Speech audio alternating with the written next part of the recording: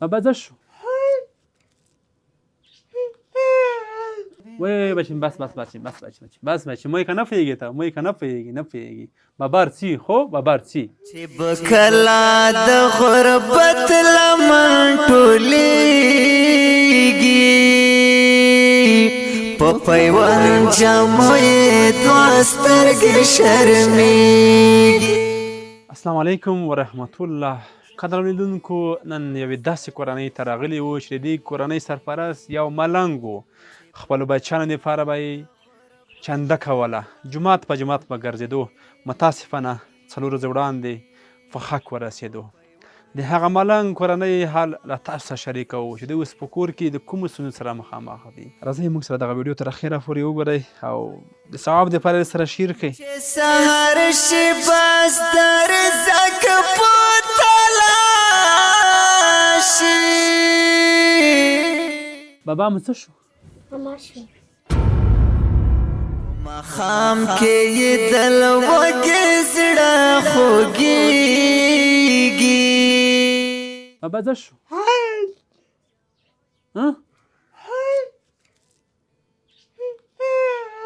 خیر بچی مه. ځینې خلک وایي لیونیان نه په غم پوهېږي نه په درد پوهېږي. پلار باندې هر څوک پوهېږي، ولې نه پوهېږي؟ دا څوک وایي چې نه پوهېږي؟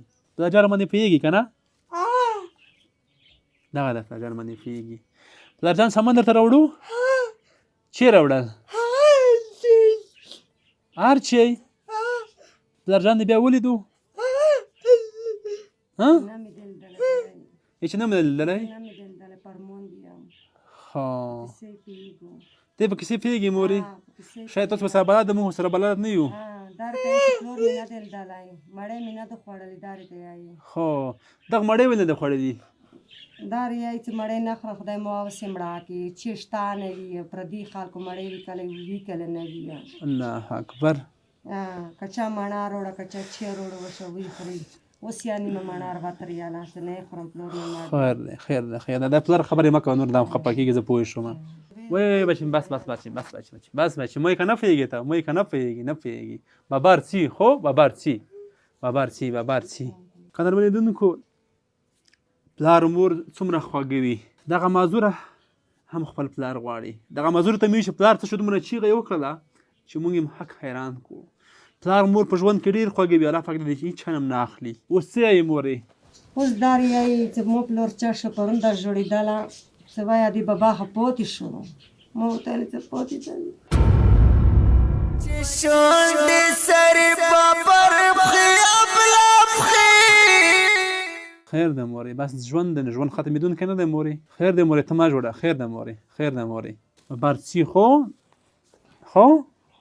خو قدرمن لیدونکو، زما د وطن کوچني ماشومان خپل پلار ته سترګې غړوي خو پلار یې نشته. نور چیرې ته وړل؟ چیرې ته وړل؟ وړی ته وړل.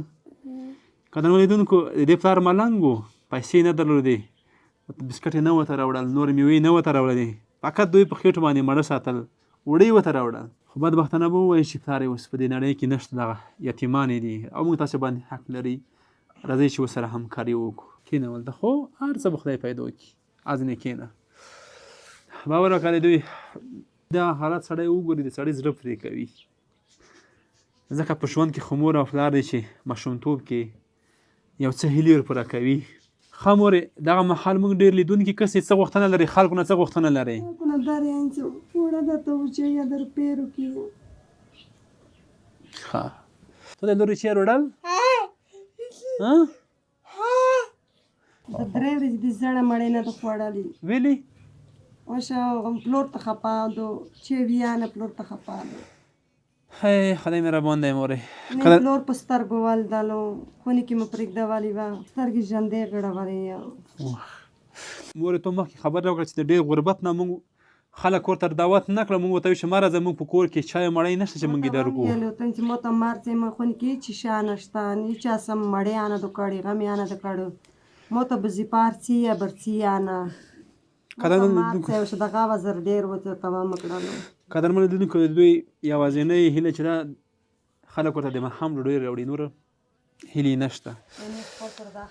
بیا هم لیدونکو تاسې باندې غږ کوم چې راځئ دغه یتیمان شو، د دوی سره مرسته وکړو، د دوی سره همکاري وکړو. نن یوه لورکۍ خپل پلارجان له مرجانې نه غواړي، خو مرجانه ورته ډاډ ورکوي، حوصله ورکوي چې هغه راځي، هغه به راشي. الله دې زموږ په وطن باندې رحم وکړي، تر څو پورې به دردېږو، تر څو پورې به داسې مونږ د غم ویډیوګانې شیر کوو. باوره که د مونږ هم زړه نه غواړي، خو خلک هم مجبور کړي، د مجبورۍ نه راشو او د دوی حال له تاسو سره شریک کړو. دغه کورنۍ مستحقه ده مونږ یې غږ تر تاسو در ورسوو. نور مسؤلیت د هغو شتمنو خلکو ده څه چې په وس کې لري، داخل دی او که خارج کې دي، راځئ چې ورسره همکاري وکړو.